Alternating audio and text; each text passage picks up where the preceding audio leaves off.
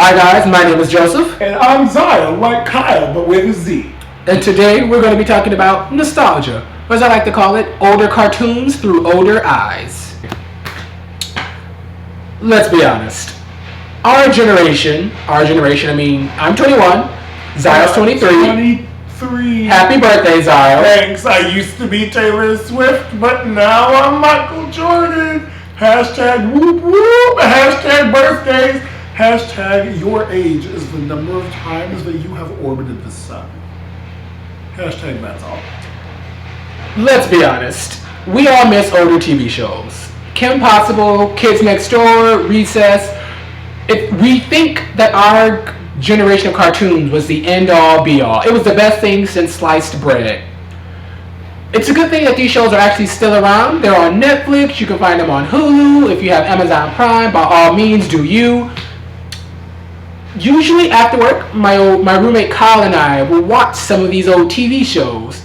And it's really very funny the things that you notice when you look at cartoons that you've seen as a child. A few weeks ago, we watched a normal episode of Rugrats. And I promise you, this is a completely different show than when we were kids. Within the first 5 minutes of the episode starting, I was pissed. First of all, can we just talk about the fact that this baby, Tommy Pickles, is able to circumvent all types of obstacles that should have stopped him from escaping. We don't know how old Tommy Pickles is, so for the benefit of the doubt, we'll say that he's 2 years old. 2 years old means that he has most control of his motor function. He's able, communicate effectively and able to move around like that. He gets out of the playpen. Getting out of the playpen is acceptable. I've seen kids do it. I've probably done it. You've probably done it. I've probably done it. He gets out of the house, and that's where things really get on my last nerves. Why are the parents so concerned with their own lives that they don't notice that their baby is missing? What are you doing that's so important that your offspring is able to leave your dwelling and you are not having to fit? No one calls the cops. No one goes looking for this child. You are in the kitchen cooking dinner and your husband's running around expecting this package, but you don't notice that your offspring is gone. Second of all, after he gets out of the house, Tommy doesn't go down the street to his best friend's house like I used to do. He doesn't go to the store like Sal used to do. No. Tommy ends up at by far the jankiest post office to ever exist. Not ghetto, not ratchet. Janky. Like seriously, this place is the stuff of nightmares. The scariest thing about it is its sheer size.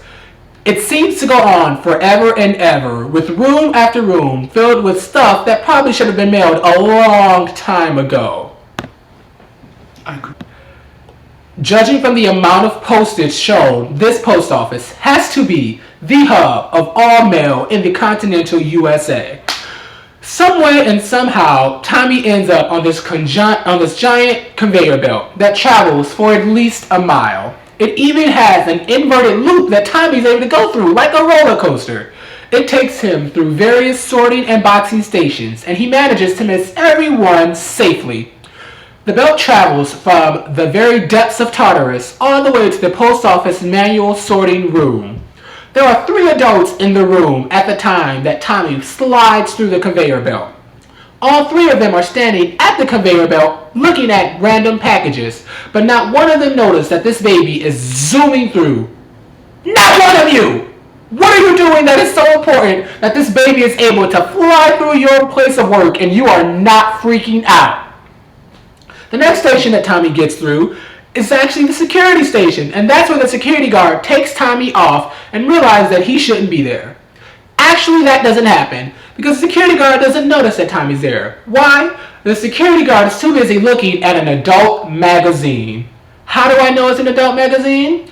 There is a woman on the cover in a bikini grinding on a blue post office box. Hashtag too much. This magazine has to be the best because this guard doesn't notice Tommy slide through, nor does he hear the 3 vases that Tommy breaks as he looks for this doll.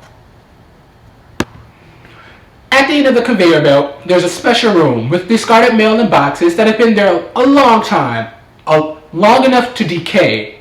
How do I know? On top of the boxes is a skeleton. Yes, an actual skeleton. There are two possible reasons for the skeleton. And the first one I really like to believe is how it really got there. Maybe, just maybe, a science class ordered a model skeleton. We've all seen them in school and they have to come from somewhere. They have to get there somehow. So it's plausible that maybe in the midst of its shipping it fell out of the box and it landed there. Or at least it would be possible if the skeleton wasn't wearing clothes. Not just normal clothes, mind you. The skeleton has on a cop uniform. That means that somebody, somewhere, maybe the mob, offed an officer and dumped the body in this never-ending post office where it was never found. So, if you ever have a problem with somebody, just be like, hey, I know where to hide a body. So if you ever have a problem with somebody, you can just be like, hey, I know where to hide a body. And apparently it's on government property. Eventually, Tommy lands in a cart full of mail and finds the doll he was looking for. At the same time, his father comes to the counter of the post office to pick up the doll. He notices that it's been torn open and he starts to complain. The postal worker says immediately, no refunds. And neither of them notice between their argument that this box is a little bit too heavy to just hold a doll. And none of them actually look inside to see that there are indeed one baby doll and an actual real live baby in this box. It has a clear viewing plastic area, and you don't see the face of your only son in here. What is wrong with you, Stu Pickles? Stu drives home, where he sets the box down, and Tommy climbs out unseen. So now Tommy's back at home, safe, and the episode has come full circle. Ah, jeez.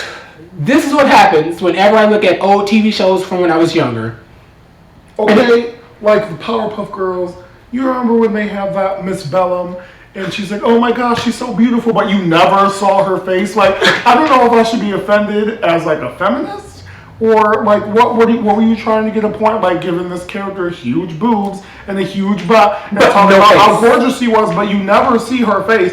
And then these Powerpuff Girls are like kindergartners and the mayor is like badgering them, like they're in kindergarten. They need to go learn how to write at 1 p.m. tomorrow, and you're having them fight aliens. Like, what? And can we just talk about the fact that the Powerpuff Girls, one of their nemesis was a little girl named Princess. First of all, let her be black. You know she was about to be ghetto. Princess has got to be one of the funniest characters I have ever encountered in a young TV show. She is, for lack of better word, a grown-up in a child's body. She knows what she wants. She knows that she can get it. This girl is rich. It gets to the point where she wants to be a part of the Powerpuff Girls, but they tell her no. She starts crying to her father, who opens up this case of money, and she buys a power suit. Literally, a power suit. They have the nerve to tell her that money isn't a superpower, and she goes, tell that to Batman. Yeah. No, they don't beat Princess's ass. Princess lays a smackdown on Bubbles and on Buttercup. She beat the hell out of them. But when it got to Blossom, she couldn't take Blossom. Blossom was everything. Blossom said, no ma'am. She beat Princess down. I'm not even gonna lie. That fight was one of the best fights I've ever seen. It was like a supernatural cat fight in preschool. And it was sickening. Yes. These are just the things that you notice when you look at cartoons when you're older. Older kids nowadays are kind of the same way. We criticize shows like Chowder and stuff like that, and maybe the kids are going through what we went through. They think it's really funny because it doesn't make sense. But we're sitting here like, why is this show so unorthodox? Alright guys, that's it for this week's video. Around this box is a button that says subscribe. And it's apparently right there. And if you click that, you can see more of this beautiful, handsome face. I'll be back next week with a brand new video. And make sure you guys are enjoying this beautiful day because I know I will. Peace. Am I not handsome? You're Zion.